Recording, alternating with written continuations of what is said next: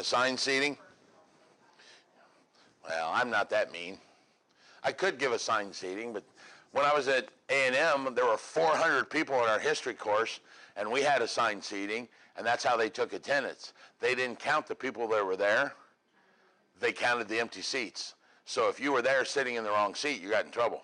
So I know I was front row, fourth seat, and you had to sit there, and they would just go fifth seat, ninth seat, and then find out who they are, and that's who missed. Everybody else was there.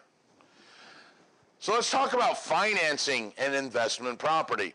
Financing an investment property is probably one of the hardest parts of being an investor there are.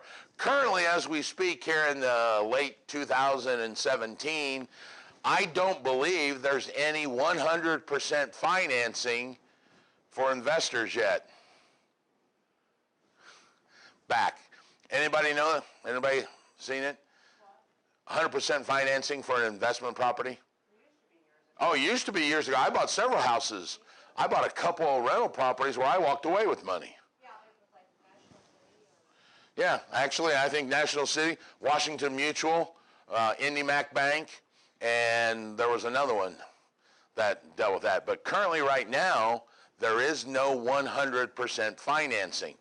There is not even a 96.5% financing for an investor.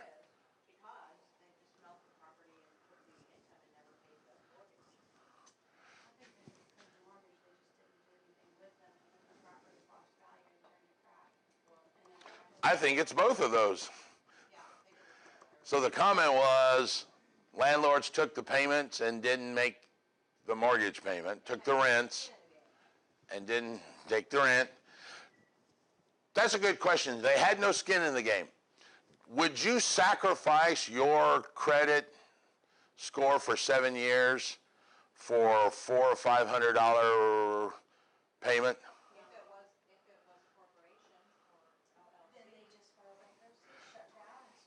Yeah, okay, so if it's a corporation, they file bankruptcy and shut down. Anybody in here ever borrowed money with your corporation? Raise your hand. Unless your last name's Simon, Trump, Duke, even a corporation borrowing money is going to ask for a private, what's the word I'm looking for, responsibility. They're not, I mean, Real Estate Monkey LLC, as some of you know, have been in business now almost 18 years. I probably still couldn't get a loan without me signing personally on it. So I like your answer, Terry, but I don't buy that one yet. Okay, well, I was around then. There was a lot of leveraging going on, and this 100% financing, there were a lot of new investors getting in the game, and as long as you had good credit, you could go to places like National City. Yes. Borrow 100%. Now, they would buy all these slum properties, and they would get all this cash, whether they ruined their credit, I don't know what happened to them, but that's what he's saying. Yes, there were a lot of new investors. I was a new investor in 99.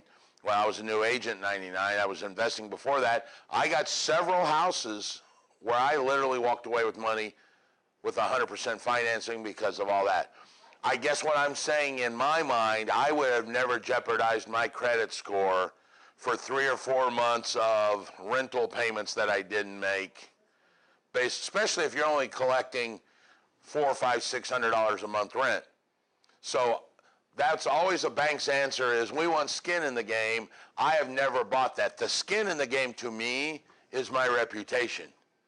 And losing that is way worse.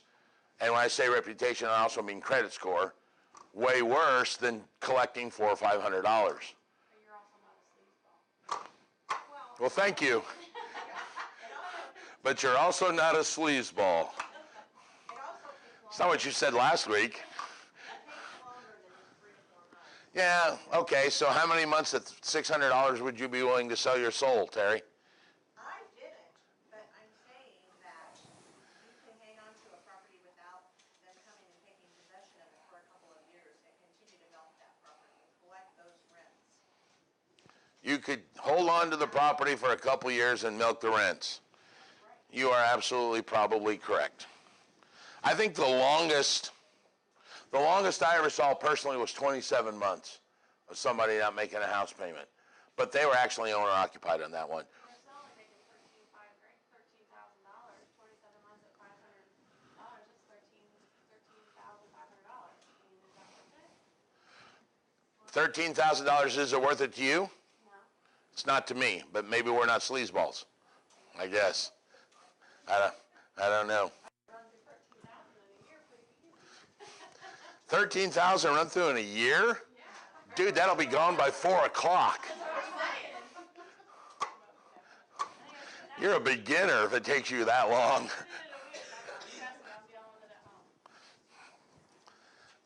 I just had my basement looked at yesterday to get finished and blew through 30 grand before I even blinked. Yeah.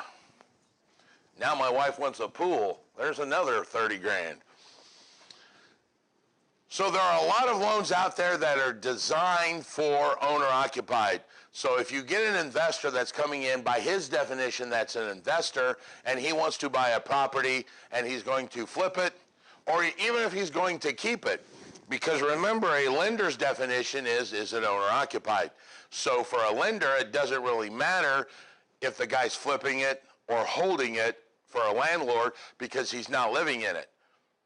That's the lender's version of an investor. So because of that, you cannot get any of the government-backed or secured loans. FHA does not allow investors. Matter of fact, when you close with an FHA, and I used it lately, just closed one on the 1st of this month, my own personal one, you have to sign an occupancy, what's the word, Shauna? Agreement, where you, oath, is it oath? We sign what did we sign, an occupancy affidavit? Yes. An occupancy affidavit that said we are living in the property. When I was Century 21, I owned a Century 21 for a number of years ago. We actually sold a house, or helped a lady buy a house who kept her first house and rented it out. To what degree is my responsibility to check her current financing on her current loan? What would you say? Probably none, right? Which is exactly how much we exercised. We helped her buy a new home, all of that. She came back into the office about 4 weeks later and said, I got a letter from FHA. It says I have to move in or move back into my house or sell it because the loan that's on it can't be used for investors.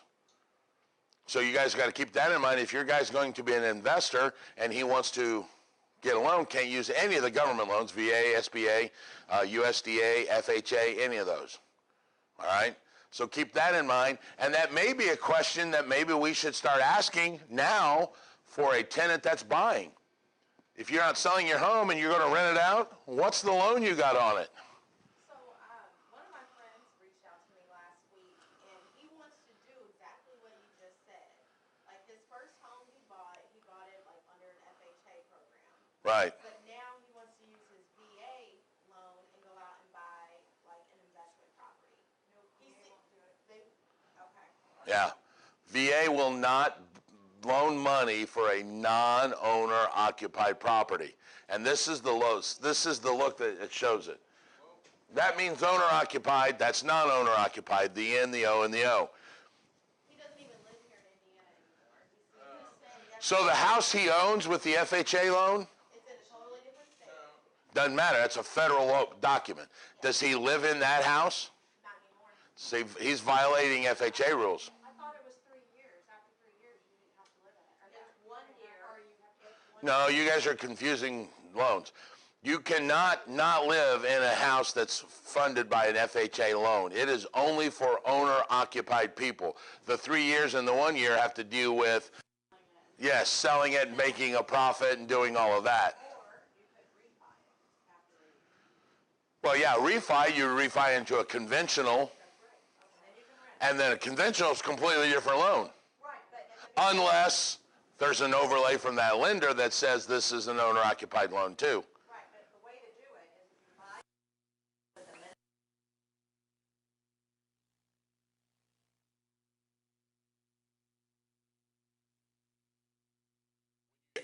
You refi into a non-owner occupied loan. Right. So you live there 1 year, refi into a non-owner occupied loan. Right. Right. have a VA loan on a house in Kansas. He gets restationed in Maryland. They buy a second house with a conventional loan, but they do not occupy the house in Kansas. It still has a VA loan. And that was perfectly fine. With whom? It was rented. They ended up selling the house in Maryland and moving back into the house with a VA loan Why? because he got restationed. Oh. It may have something to do with him being in the. It may also have something to do with him not nobody catching him. Yeah, I was gonna say, is that just because nobody Yeah. knew any better? Maybe Government-backed loans are only owner-occupied. Period. Well, Mike owns.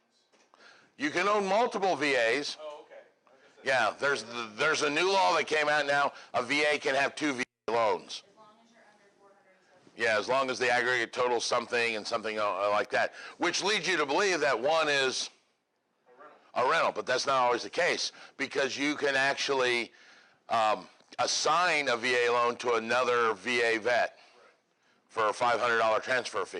Or you could have a home here, have a home in Florida. Yeah, and be 2 homes. It doesn't necessarily preclude that because it says you can have 2 loans, doesn't preclude that it automatically means it's an investment. It could be a summer home and a winter home. You could have used one of those homes and, like I said, assigned it to another VA. Open Lake Township.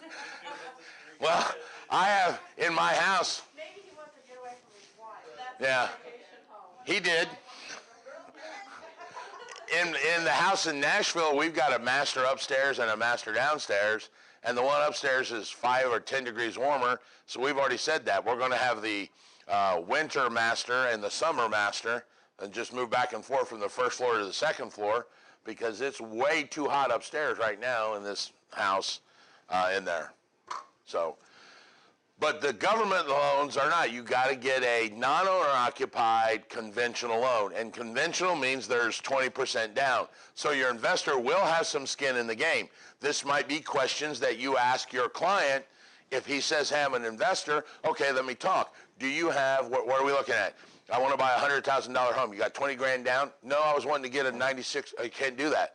So you can save yourself the time by doing that financing. And then there's also traditional lenders that have what they call an overlay. Just because we say it's conventional and you're putting 20% down doesn't necessarily mean that a specific lender is going to do that because that specific lender may have an overlay on top of conventional requirements that says we don't loan out to investors for non-occupied homes.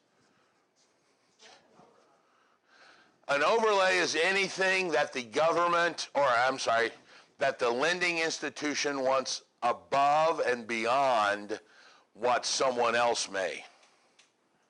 All right? Basically, it's like you've got your state laws, but certain cities can be more strict. They just Right. can be more lax. So they have an overlay. Okay? A good example, FHA has a ton of them because you know that FHA doesn't loan money, right? For you new people out here. FHA doesn't loan money. FHA guarantees money that's loaned by National City. So National City may say, we only want 2 years of taxes. FHA has an overlay that says, no, we want 3 years, so we're going to put that on top. If you'd have went to Nat City and got a conventional loan, you would have only given 2 years of taxes. But if you're going to Nat City and getting a FHA guaranteed loan, you have to submit 3 years of taxes because FHA has an overlay on top of the other loan that changes some of the requirements. What did we get hit with? We got hit with one from our mortgage broker the other day that I was upset at. We were qualified to keep our house and buy the new house. So we got an FHA loan because they allow a little higher debt-to-income ratio. Then FHA wanted a letter from us as to what we were going to do with our other house. My answer was, it's none of your business. If we qualify, we qualify. And they came back and said, no, one of the overlays is we have to know what you're going to do with the house. And I said, well, that's bull crap. No, we're going to sell it. Our plan was to move out of it, so actually the only reason we did it that way is so we can make an offer not subject to us selling our home. That's the only reason we did it. But see, now we got caught into this whole thing with an FHA. We got to wait a year before we can refinance our FHA, even though financially we could do it today. Yeah. So we have to wait because of that refinance rule. If you have an investor, that's commercial. All these rules kind of go out the door again because commercial lenders, I have never, ever seen anything higher than an 80% loan to value. Most of the time, it's 75% loan to value, meaning the investor's got to bring in 25% of the money if you get into the commercial kind of financing. And then, and here's where the fun can begin, because there's all kinds of non-traditional financing that we can spend another hour talking about if you want to, called a land contract, or where the owner carries the note. They call that a carryback. Remember class, that was called a purchase money mortgage. It's a mortgage made at the closing by the seller to the buyer. All right? Now, that could be those rules are all off because now that's private lending, and private lending rules are whatever you guys want to agree on. So if you've got an investor and you can't get this conventional financing or you can't get governmental financing, you might try this alternative financing simply because the rules are more lax as to getting the loan. Not because you necessarily don't have the credit or don't have the cash, but a carryback, the seller may not care that it's an investment property. All right? Anybody ever heard of a master lease? Master lease is a great commercial tool, or multi-tenant, where you lease every property and then you get the right to release it to other people. So you guarantee the lease at $200, you release it for $400. You make the spread, but you're not on the hook for the. So there is no financing. I love those for small strip centers. Guys wanting to sell small strip centers, a couple million or less. You go in and guarantee, I'll lease all the spots at X amount of dollars, but I get the right to release every spot. And then you just go in with your expertise of property management or leasing, find a commercial tenant, put them in, make the difference in the money, and there is no mortgage, so to speak, for your investor. It's one of the best investments actually, because it doesn't cost much to build a strip. Yeah, because they're usually free span or, one or two walls. There's an old adage if you get into an investor, when you become an investor in your mind, there's an old saying that says less toilets per square foot. The less toilets per square foot you have, the better off you are. Industrial is one of the best, very, very low maintenance, very low upkeep, things like that. It's something that you don't see very often, but I was always taught that in the best interest, you have the seller to do a purchase money mortgage because they act as the bank and they make the interest and they're holding the note. So they're essentially the lender and it's easier to foreclose versus a contract is in the best interest of the buyer because the buyer it gives them protection as far as, the lender being able to foreclose. Yeah. But you don't see much, you don't hear much of the purchase money mortgage, and in reality, it should be used much more often. And is it something that the buyer, is it something that an attorney would have to prepare, just like, or could a title company do it? Title company will do it because it's a regular mortgage. It's a mortgage. Okay, instead of just saying a purchase money mortgage, it's a mortgage. Well, no, it's a mortgage. It works like a mortgage. Right. It's called purchase money because it's only made for the amount that it's short between the amount of the first loan and whatever the sales price is. But it's still a mortgage. It works exactly like what you said it does. All right? The buyer, Purchase money mortgage is made at the closing table by the seller to the buyer, all right, for the amount that's short. It's taken in the form of a note and a mortgage. It is recorded second, and so a lot of times it's treated like a second mortgage, all right? And it works exactly what you said. Every month now, the new owner writes a $500 check to Nat City, and he writes a $50 check to the seller of the property, just like a lender would, okay? If the defaults, you have to foreclose upon him, but you're second behind the first. Oh, I thought it was the same thing as you just being like the bank loaning. Well, you are, but it depends how much you got the purchase money for, Terry. Most common purchase money mortgage is used, and I'm going to use the word bridge, but I don't want you to confuse that with a bridge loan. Say a lender goes out and gets a buyer gets $80,000 on a $100,000 loan, and he's got $10,000 in cash. How much is he short? 10. So the seller will write a $10,000 purchase money mortgage to the buyer, and what happens is the 80 gets the first lien, and the 10 purchase money gets treated like a second.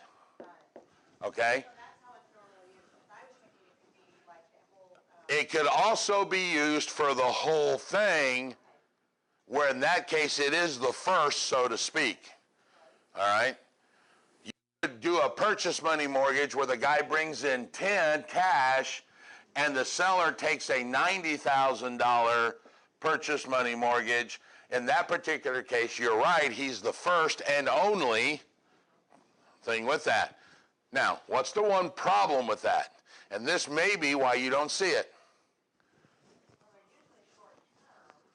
They short-term, high interest rate, however they can be. I had another term for this particular method here, where they use all of it, private mortgage. I bought a house after my first divorce with a private mortgage, where a attorney friend of mine had the money. I offered him 8%, and he said, well, I'm making 6 in the bank, I ought to get 8 from you. So he literally did that. He loaned me the 110 grand. I put 14 down, and he became my bank. All right? So that was a private loan, but it still looks the same because it's a mortgage. I signed a note with him. I signed a mortgage with him. For a seller to do a purchase money mortgage, what's the one thing the seller has to have in this particular example? He has to have the equity, because he can't give free. If he owes, let's say he owes $30,000 on this property, the 10 I give him down won't free up the one that's in place for him to give me a 90. So that may be one of the reasons why that it's not used. Because if this seller here, let's say he has a $50,000 mortgage on it, and I'm only going to give him 10 in cash, and he's going to give me 90, or at least that's my offer to him, he can't do that deal, because the 10 I'm giving him doesn't pay off his first lien. So this note actually becomes a second, because this one's still there. But in that same scenario, could they do a land contract instead? Could they do a land contract? If there's an underlying mortgage, is that your question? All right, where did you go to school at? You should know the answer to that. Who's your broker? Shit, I lose on both of those, don't I?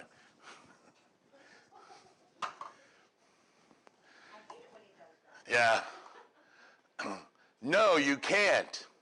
If you have an underlying mortgage and you sell a land contract, remember the acceleration clause and the due on sale clause?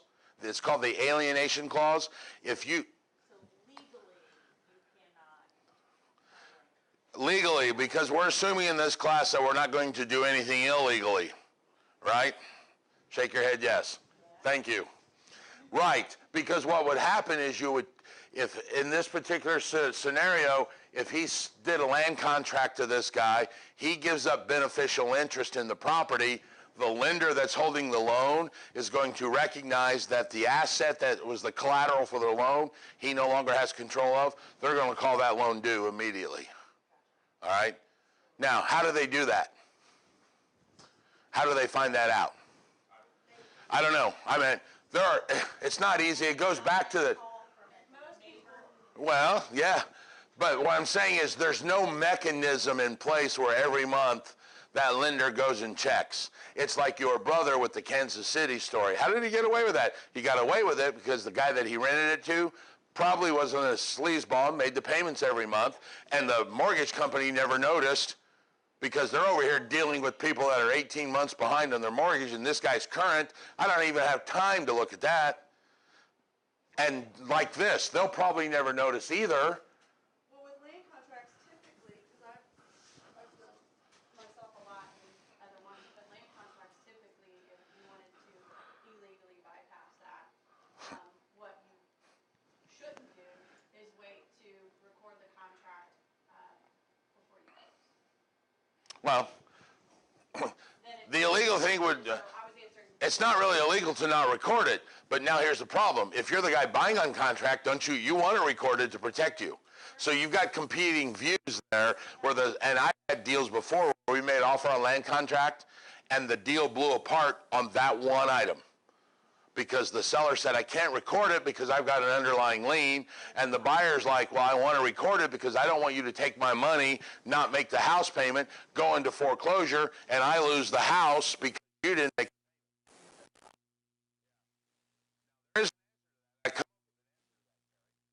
The answer is to pay an intermediary like an attorney every month. I give my land contract payment to the attorney who writes the check to PNC, and if there's anything different, then it goes to him. There's a cost for that, but that cost may outweigh your peace of mind to know that it was actually getting made. You could hire some kind of third-party person to do all of the right stuff. Where these people will get caught, in this particular example, I've got a friend that used to do this. Where you get caught is the seller that goes away when his homeowner's insurance is up for renew. He doesn't renew the homeowner's insurance. The new guy gets insurance, but if you guys remember, the lender is what they call also insured on your insurance policy. So when the seller doesn't renew, the insurance will send a letter to them saying, hey, you didn't renew your policy, but guess who else they send it to? The lender. And now there's the key that triggers the lender to go, hey, wait a minute, our guy hasn't renewed. So now they start sending letters, and that's how they find out that our guy is now gone, and there's a new person sitting in there. So what trips people up on this kind of catch is really the home insurance a lot of times, homeowner's insurance. That doesn't get renewed. Yeah. So the point being is there are many other options to financing for your investor client that are out there that may not have as much baggage, or what's the word I want to, as many sticking points as like FHA would, or even some conventional lenders. If you go to something like this kind of lending where the owner is the one doing the lending, then you're good to go. But if it's a pain if it goes bad.